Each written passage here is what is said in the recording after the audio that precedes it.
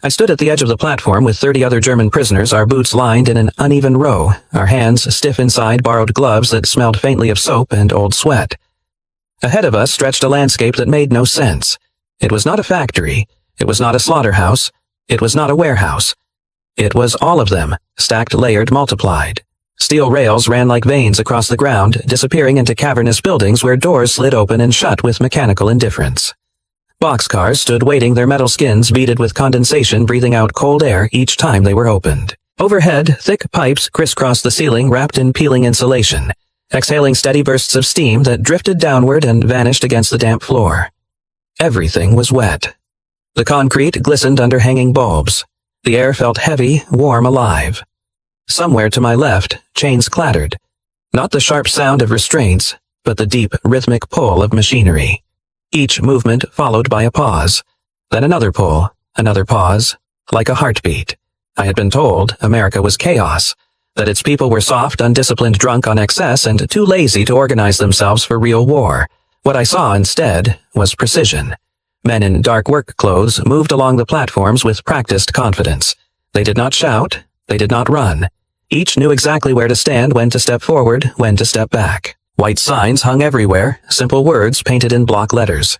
Watch your hands. Safety first. No horseplay. I did not yet know enough English to read them all, but the meaning was clear. This place valued fingers, arms, bodies, even hours. The soundscape overwhelmed me first. Steam hissing, metal striking metal, the distant shrill of a whistle signaling a shift change. And beneath it all, a low, constant hum like the murmur of a city that never slept. The smell came next. It hit my chest before my mind could name it. Hot fat, fresh blood, iron. Something sweet and rotten at the same time. Meat. Not the thin, rationed meat of late-war Germany. Not the gray, watery cuts we pretended were enough. This smell was thick, undeniable, overwhelming. It wrapped around my face, crawled into my nostrils, settled behind my eyes. My stomach tightened, not with hunger, but with confusion. I had not smelled meat like this in years. The American soldier escorting USA man, no older than 25, freckles on his cheeks, sleeves rolled up as if it were just another workday, raised his hand. Stay close. Watch your step. Floors slick. His voice was calm, almost bored. We moved forward. As we walked, the scale revealed itself piece by piece. Conveyor belts carried sides of beef the way rivers carry driftwood. Hooks descended from above, lifted loads, vanished again into the ceiling. Forklifts glided past us, their tires hissing against wet concrete, operators leaning casually in their seats, one arm resting against the frame as if this were a county fair instead of the beating heart of American war logistics. I tried to count. 10 carcasses. 20. 30. I stopped counting. A man beside me, an infantryman captured in Italy, whispered in German almost reverently. This is a city. He was wrong. This was more than a city. Cities consumed. This place produced. Every movement here had purpose. Every pause had reason. Nothing was wasted. Nothing was rushed. Nothing hesitated. I thought of Germany, of factories darkened by air raids, of machines idle for lack of parts, of workers gone to the front replaced by boys and old men. And here, thousands of miles away, steel sang. Steam breathed. Meat moved. I felt suddenly very small. We stopped near a railing overlooking the main floor. The sight below froze me in place. Rows upon rows of the workers moved in coordinated lines. Some cut, some sorted, some loaded, others cleaned as they went, hoses sweeping blood and water into drains that swallowed it without protest. Above them, all a clock hung from a beam, its second hand moving with quiet authority. Time itself seemed disciplined here. An American supervisor walked past us, clipboard tucked under his arm. He glanced at us briefly, not with hostility, not with curiosity, but the same way one looks at a shipment arriving on schedule. Make sure they get gloves that fit, he said to the guard escorting us. Lost a man's fingertip last week. Don't need more paperwork. Paperwork. That word echoed in my mind. Not punishment, not revenge. Paperwork. This was when the true shock arrived. They were not afraid of us. They were not angry at us. They were not even interested in us. We were simply present. Cogs, perhaps, but not enemies. The floor vibrated faintly beneath my boots, a constant tremor that traveled up my legs and settled in my chest. It was not violent. It was steady, reassuring in its inevitability. This machine did not care who won the war. It would keep moving regardless. I realized then that this place could feed armies for years. Not weeks, not months, years. That realization was colder than any cell. If this was only one facility, only one city among many, then Germany was not fighting soldiers. Germany was fighting abundance. As we were led away toward our assigned work area, I glanced back one last time. Steam drifted upward, catching the light, making the entire space glow as if alive. The machinery did not slow. The belts did not stop. The war would be fed tonight, and tomorrow, and the next day. I had been captured by American soldiers weeks earlier. I had survived the Atlantic crossing. I had endured barbed wire and roll calls, but standing there breathing in steam and steel and meat, I understood something far more terrifying. We had already lost long before we ever surrendered, and this place should not exist. They did not shout at us. That was the first thing that felt wrong. We were led away from the platform in a loose line, boots slipping slightly on the damp concrete, the vibration of the machinery still humming through my legs. I kept waiting for the moment when someone would bark an order, raise a rifle, remind us who we were. It never came. Instead, an American with a clipboard pointed to the floor. Start there, keep it clean. Follow the arrows. Arrows. Painted white arrows ran along the concrete guiding movement the way rivers guide water. I bent down with a stiff broom, the handle rough against my palms, and began pushing blood-tinged water toward a grated drain that swallowed it instantly. No guards hovering over my shoulder, no curses, no blows. That was when the fear truly began. In Germany, fear had always been loud. It came with whistles, sirens, shouting officers, boots running down corridors. Fear announced itself before it arrived. Here, fear was silent. I did not understand the rules. Men worked around me without acknowledging my presence, stepping aside at the last second with practiced ease. A conveyor belt rolled past my left shoulder, loaded with hanging sides of beef that swayed slightly close enough that I could feel the air move as they passed. The belt never stopped. I cleaned step by step, guided by arrows and instinct, trying not to look up for too long. Every machine here seemed capable of ending a man without noticing he had ever existed. The floor trembled constantly. Not violently, precisely. A steady pulse that traveled through steel and bone alike. This place did not rage. It endured. After an hour, maybe two, a whistle cut through the air. Short, sharp, controlled. Men removed gloves, wiped their hands on aprons, and moved as one toward a break area marked by another sign. Shift change. 10 minutes.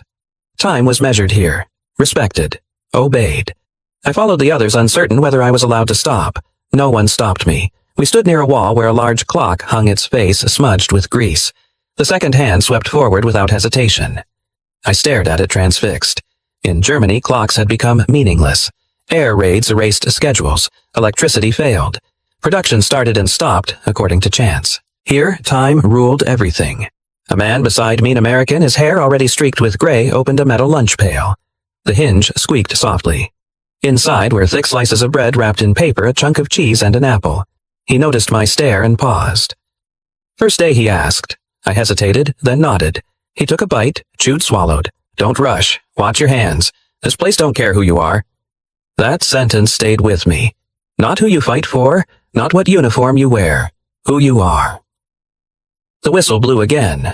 We returned to work, and this time I was assigned to help pull a low cart along a marked path. The cart was heavy, its wheels worn smooth from endless repetition. A young American guided the front, nodding occasionally when we needed to slow or turn. No words were exchanged. The path took us past loading bays where refrigerated rail cars waited with their doors open, cold air spilling out like breath on a winter morning. Inside, men stacked crates with calm efficiency.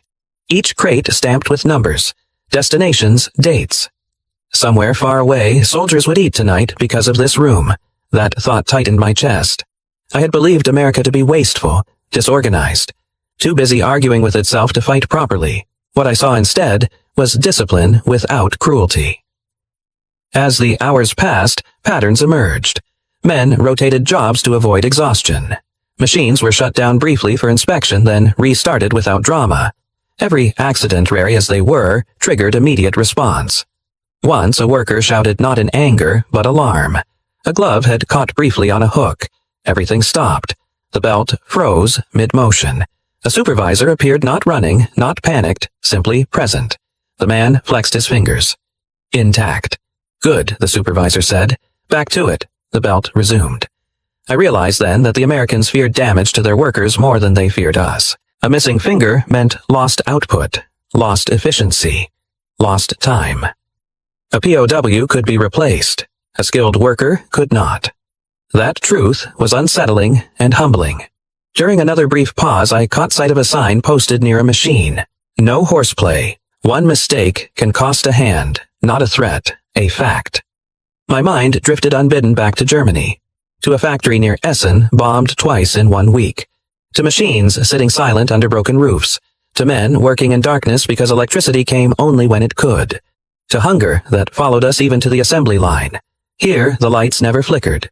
Here, trains arrived and departed like clockwork, their schedules pinned neatly on boards updated with chalk.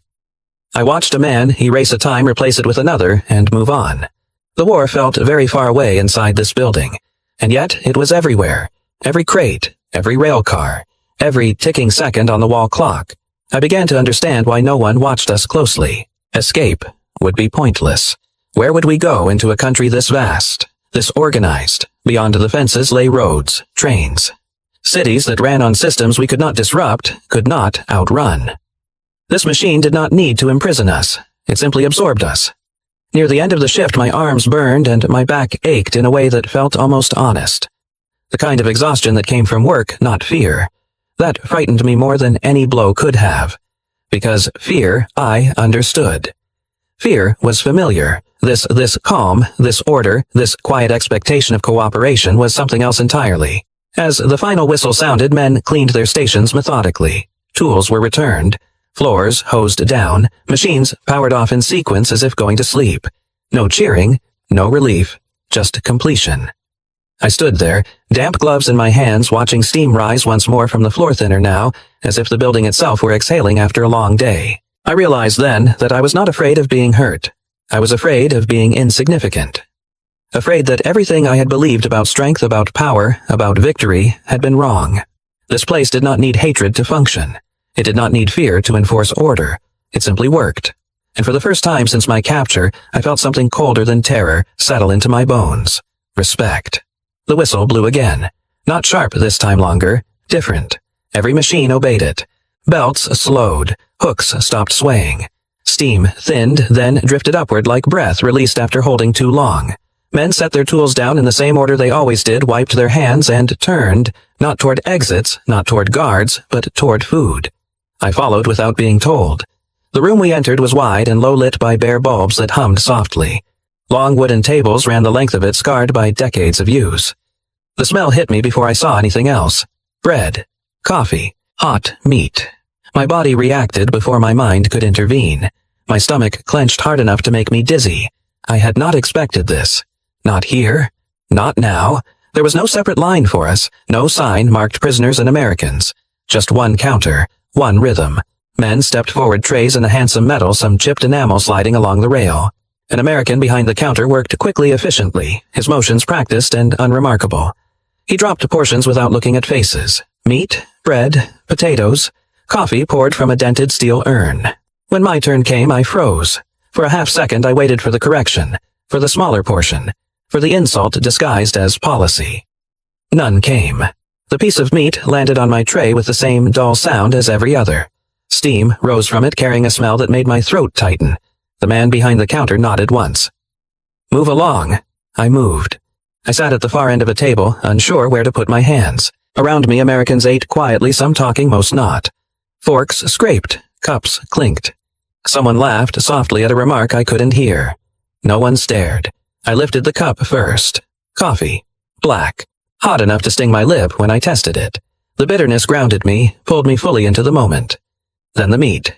It was real. Solid. Not thin. Not gray. I cut a piece and hesitated. Across from me, an older American, his hands thick knuckles swollen from years of work, noticed the pause. "Eat slow," he said not unkindly. "You'll need strength." That was all. No speech, no lesson, no explanation of American values. Just practical advice offered the way one worker speaks to another. Ate. The first bite nearly broke me. The taste flooded my mouth, fat, salt warmth. I had forgotten what fullness felt like before it arrived. My hands trembled slightly and I lowered my eyes so no one would notice. Around me, the room continued as if nothing extraordinary were happening. Men chewed. Men drank. Men wiped their mouths with the backs of their hands. This was not a performance. This was routine. That realization struck harder than hunger. In Germany, food had become power. It was withheld rationed used as leverage. It came with speeches, with promises, with blame. Here, food was fuel. Nothing more, nothing less. Someone reached for the breadbasket and slid it closer to me without comment. I nodded once in thanks, unsure of the English words. He nodded back and kept eating. No one was watching us to see how we reacted. No one cared. That frightened me and moved me at the same time, because kindness that seeks no audience is something else entirely. I thought of home, of my mother cutting bread thinner each week, pretending it was enough, of letters that spoke of empty shelves and long lines, of factories bombed not for what they produced, but for the idea that they could. And here, in the heart of American industry, food moved freely even to enemies. I began to understand the scale of what I was witnessing. This country was producing airplanes by the tens of thousands. Bombers rolling off assembly lines faster than we could count them. Ships launched not monthly but daily. Trains moving east and west, north and south like blood through arteries. And this place, this slaughterhouse, this factory was only one node in a network too vast to imagine. They could afford this meal. They could afford mercy. Not because they were sentimental, but because they were strong. The lunch period ended as it began, with a whistle. Men rose trays, stacked surfaces, wiped clean. No food fights, no hoarding, no panic. Discipline without force. As we stood to leave, I noticed something small that stayed with me longer than the meal itself. A man paused at the counter and spoke quietly to the server. The server nodded, reached beneath the counter and added another piece of bread to a tray. Argument, no record. A gesture so small it would never appear in any report. Yet, it mattered. Back on the floor, work resumed. My arms still ached. The machines still loomed. The belts still moved without pity. But something inside me had shifted. The fear had not vanished, but it had changed shape. This was not a place that broke people. It was a place that used them, and in doing so kept them whole. As the afternoon wore on, I worked beside Americans who showed me how to grip a handle properly, how to angle my body so the load moved easier. One tapped a sign with his knuckle when I reached too close to a moving part. "Safety first," he said, half smiling. Safety. For me. The enemy. By the time the final whistle sounded, exhaustion settled into my bones, but it was a cleaner feeling than the dread I had known before. Honest, measured. As we cleaned our stations, I caught my reflection in a metal panel's wet-streaked eyes, tired, but standing. Alive. Fed. I understood then that this was not kindness born of softness. This was kindness born of confidence. A nation so certain of its strength that it did not need to prove it through cruelty. As we were led back toward the transport, the smell of coffee still clinging to my clothes, one thought followed me like a shadow I could not outrun. If this is how they treat the people they defeated, what kind of a country must they be to their own? That night, I could not sleep. It was not the noise. The barracks were quiet, save for the occasional cough, the creak of wood settling the distant hum of trains moving through the Illinois night. It was not hunger either. My stomach was full, uncomfortably so still, remembering the weight of meat and bread. It was something else. Numbers. They would not leave me alone. The next morning, back on the floor, I began to notice things I had not seen before, not because they were hidden, but because my mind had not been ready to accept them. Clipboards, ledgers, chalkboards mounted near loading bays. I stopped cleaning for a moment, just long enough to read what I could. Car numbers, departure times, weights. A supervisor called out figures as men loaded crates into a refrigerated rail car. Another man marked them down without looking up. No drama, no urgency, just certainty. I began counting. One rail car, then another, each one packed tight, each one sealed and sent away, rolling east or south or west destinations written in neat block letters I could barely pronounce. Someone said a number aloud. I did not catch all of it, but I caught enough. Tons, per day. I leaned on my broom handle and stared.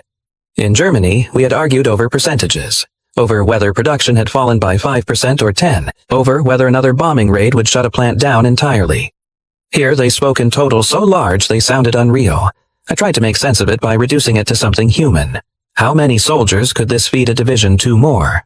Much more. I followed a forklift with my eyes as it carried a load away. The operator hummed to himself a tune I did not recognize. He was not thinking about war. He was thinking about finishing his shift, about supper, about the drive home. The war did not live in his head. It lived in the systems he maintained. By midday, my thoughts were no longer abstract. They were heavy, crushing. We were not losing because our soldiers were weaker. We were not losing because our tactics were flawed. We were losing because we were fighting a country that could do this every day without straining. During the lunch break, I unfolded a letter that had arrived weeks earlier, but which I had avoided reading closely. It was from my sister. The paper was thin, the handwriting cramped as if every inch mattered. She wrote of queues, of children growing thin too quickly, of meals made from whatever could be found. There is no meat, she wrote simply, not for months now. I stared at that sentence until the words blurred. No meat. I thought of the slab on my plate the day before, of the ease with which it had been given, of the casual way the server had moved on to the next tray. My hands tightened around the letter. Around me, Americans ate again, quietly, efficiently. Someone passed a jar of mustard. Someone laughed at a joke about a baseball game. The world did not pause for my realization. I folded the letter carefully and put it away. The afternoon brought more numbers. I overheard two supervisors discussing production goals, not in desperation but in adjustment. One suggested rerouting shipments if a line went down elsewhere. The other nodded, already thinking ahead. Redundancy. That word came to me then. In Germany, we had built systems that depended on perfection, on obedience, on everything working exactly as planned. Here, they built systems that expected failure and absorbed it. If one factory burned, another compensated. If one rail line slowed, another took its place. This was not bravery. This was design. As the hours passed, the thought that had been forming since my first day finally crystallized into words so clear they frightened me. We were not fighting an army. We were fighting an economy. An economy that fed itself, armed itself, transported itself, and still had enough left over to feed the men it had captured. The realization did not come with shouting or tears. It came with silence. A deep internal silence where belief used to live. That evening after work, I sat on my bunk and watched other men read their own letters. Some stared at the floor. Some closed their eyes. One man laughed softly at something his wife had written, then stopped laughing halfway through. No one spoke. What was there to say? The next days only reinforced the truth. Trains arrived on schedule, even when storms rolled through. Lights stayed on through the night. Machines were repaired before they failed. Accidents were recorded, analyzed, prevented from repeating. And always food. Steady, reliable, unremarkable in its abundance. I began to feel shame in ways I had not expected. Not shame for being captured. Not shame for being fed. Shame for believing the stories we had been told. That America was decadent. That it was divided. That it would collapse under its own weight. Standing inside this machine, I saw instead a country that had mastered something far more dangerous than weapons. Coordination. One afternoon I watched a chalkboard being updated. A man erased a number and replaced it with a higher one. No cheers, no applause, just acknowledgement. The work continued. That was when it finally broke inside me. Not dramatically, not loudly. Something simply gave way. The certainty that had carried me through years of war, that we were destined to win that history bent toward us, that sacrifice alone could overcome material reality, collapsed under the weight of evidence. We had asked our people to endure hunger while promising victory. They had asked their people to work and then fed them well enough to keep working. And now, incredibly, they fed us too. That night, lying on my bunk, I stared at the ceiling and tried to imagine Germany producing like this, feeding like this, organizing like this. I could not. And in that failure of imagination, I understood everything. Victory was not taken from us on a battlefield. It was built here, in concrete and steel, in schedules and rail cars, in meals served without ceremony. The Americans did not need to hate us to defeat us. They simply outproduced us. When I closed my eyes, the image that returned was not of soldiers or flags, but of a clock on a wall, its second hand sweeping forward, indifferent to ideology. Time was on their side. And for the first time since the war began, I accepted a truth I had resisted with every part of myself. We never stood a chance. The realization did not arrive all at once. It settled.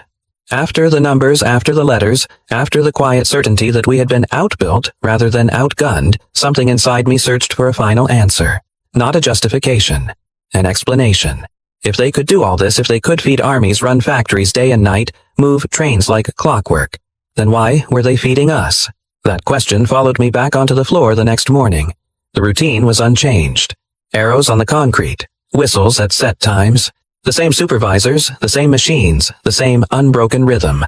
No extra guards, no tightened rules, no shift in tone. Victory was approaching. Everyone knew it by then, yet nothing hardened. I watched an American foreman stop a belt when a young worker stumbled.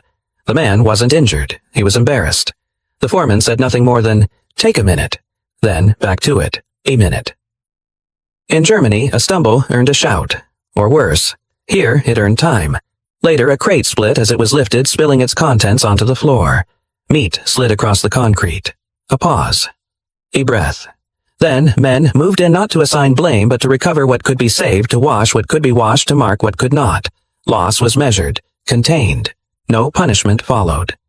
I kept waiting for the other shoe to drop, for the cruelty that would explain the kindness as deception. For the moment when generosity would be revealed as weakness or as a trick. It never came. At lunch, a different man sat across from me, younger than the one who had first told me to eat slowly. His hands were nicked with old cuts, his sleeves rolled high. He chewed, swallowed, then nodded toward my plate. Good, right? He said. I nodded. He grinned. My old man used to say, if you don't feed a worker, you're stealing from tomorrow.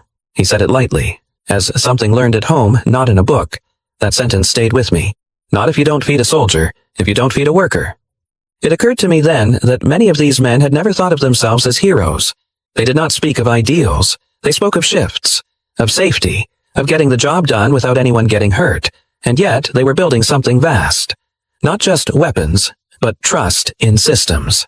Faith in process. Confidence that rules existed to protect, not merely to punish. I began to see it everywhere. In the posted regulations that applied to everyone. In the insistence on proper gear even for prisoners. In the way arguments were settled with clipboards, not fists. This was not softness. This was restraint. They could have starved us. No one would have stopped them. They could have worked us until we broke. The war would still have been won. They did neither. Not because they were saints, but because they did not need to. That distinction mattered. One afternoon, a guard escorted a small group of us past an office window. Inside, a woman typed steadily, stacks of paper arranged in neat piles. On the wall behind her hung a simple sign. Follow procedure. Nothing about enemies. Nothing about punishment. Just procedure. I thought of the speeches we had grown up with, of the promises that suffering would forge greatness, of the insistence that mercy was weakness. Standing there, fed and unchained in every way that mattered, those ideas felt suddenly childish. Strength, I realized, did not announce itself. It did not sneer. It did not posture. It did not need to hurt. It simply set boundaries and enforced them evenly. The men and women I saw each day were not perfect. They complained about the heat, about supervisors, about long hours. They joked, they grumbled, they made mistakes, but they trusted the system enough to argue within it. That trust was the real weapon. I began to understand that this war had been shaped long before the first shots were fired. It had been shaped in schools that taught process, in factories that rewarded consistency, in communities that believed rules mattered even when no one was watching. This was the legacy of the people I now worked beside, the generation that had grown up with scarcity, and answered it not with slogans, but with structure. They had lived through the Depression. They had learned that waste was dangerous. They had learned that fairness was efficient. And now they were applying those lessons at a scale the world had never seen, including to us. That realization did not absolve anyone.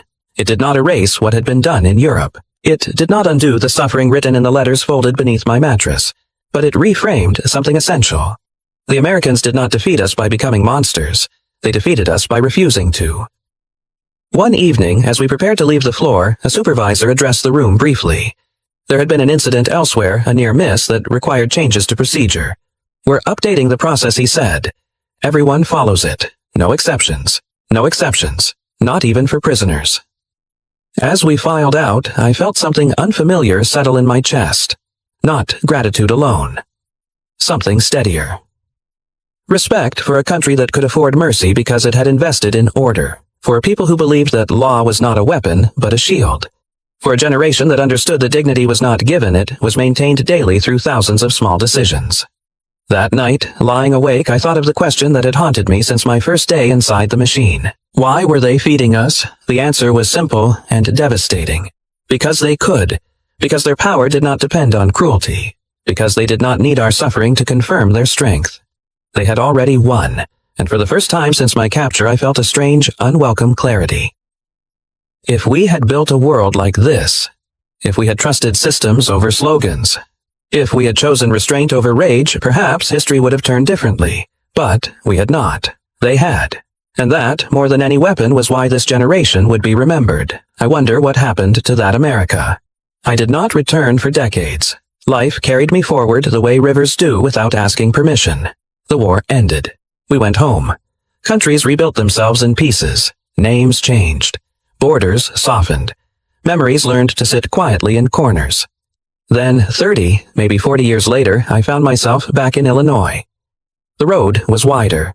The cars quieter. The city familiar and foreign at the same time.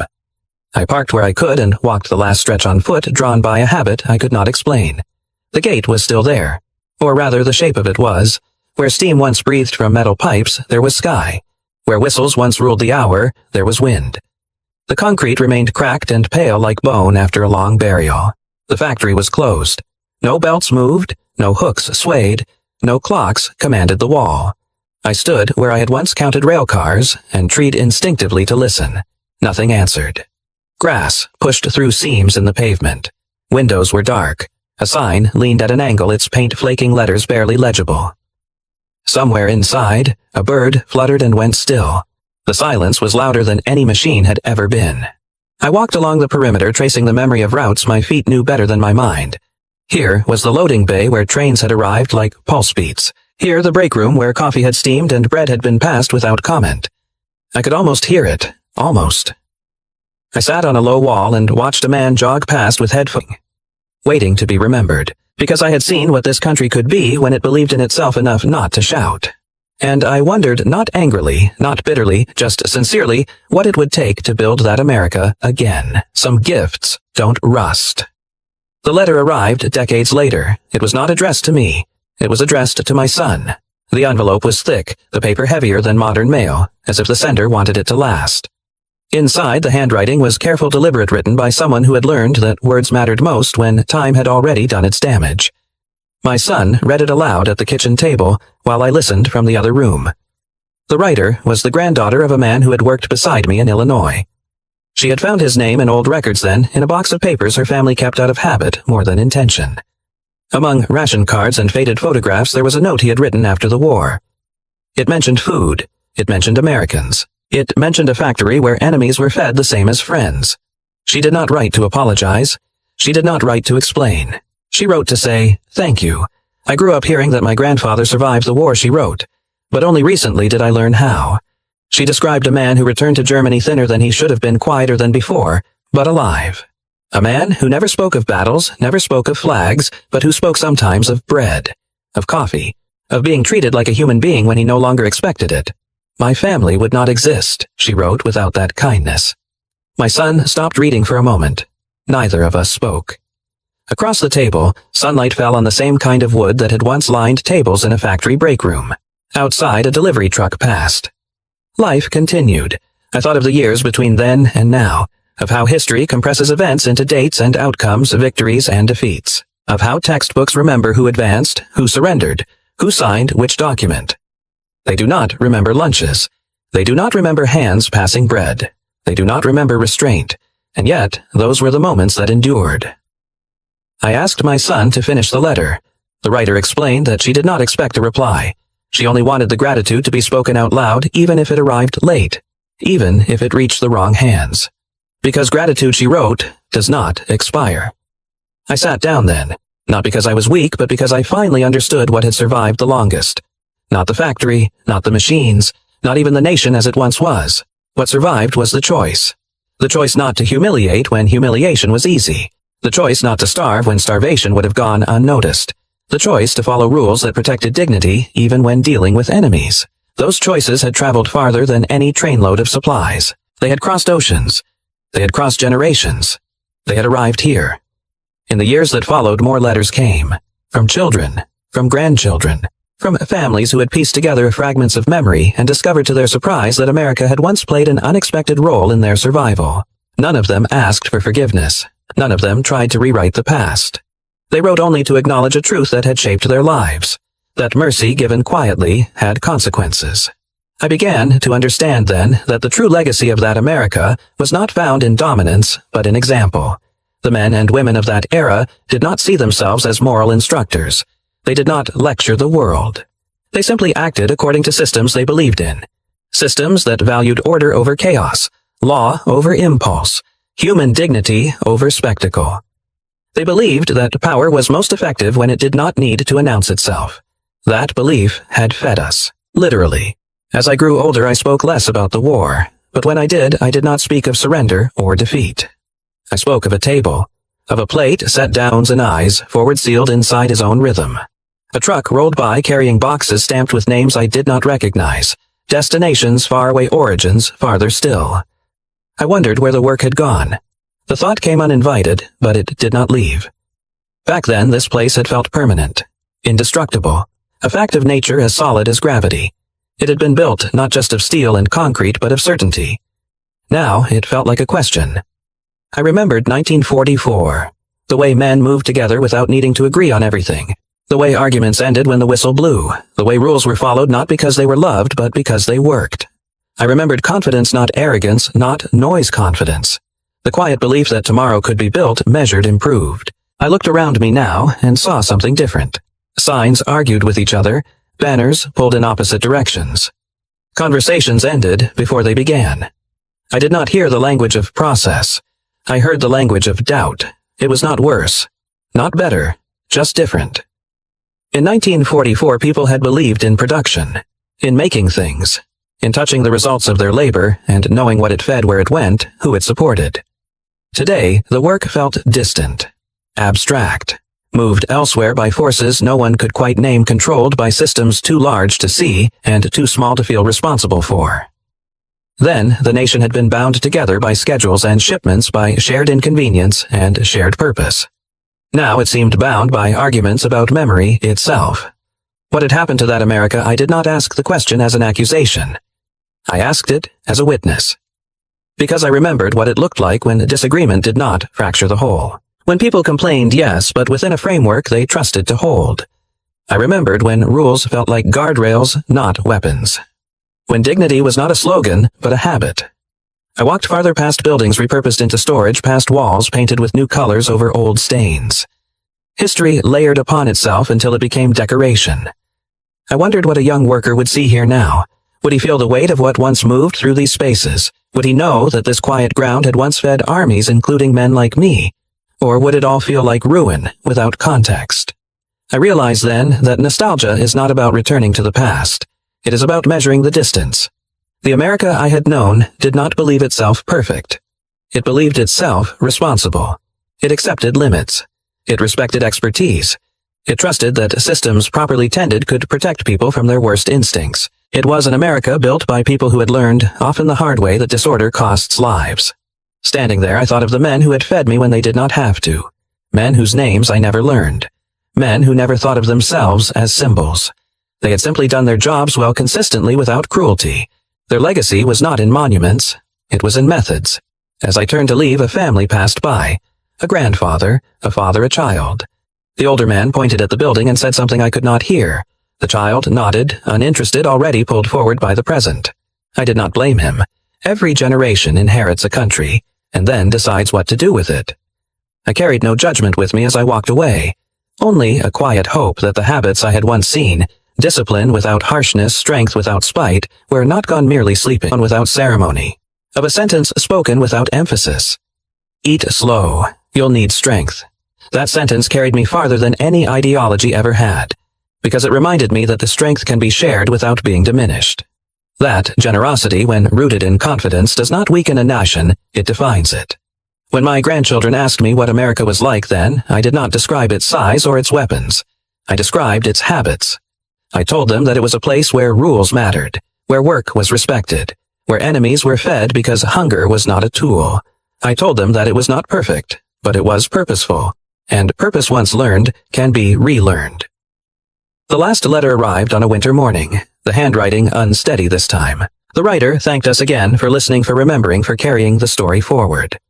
At the bottom, she had written a sentence her grandfather used to repeat in old age. My son read it quietly.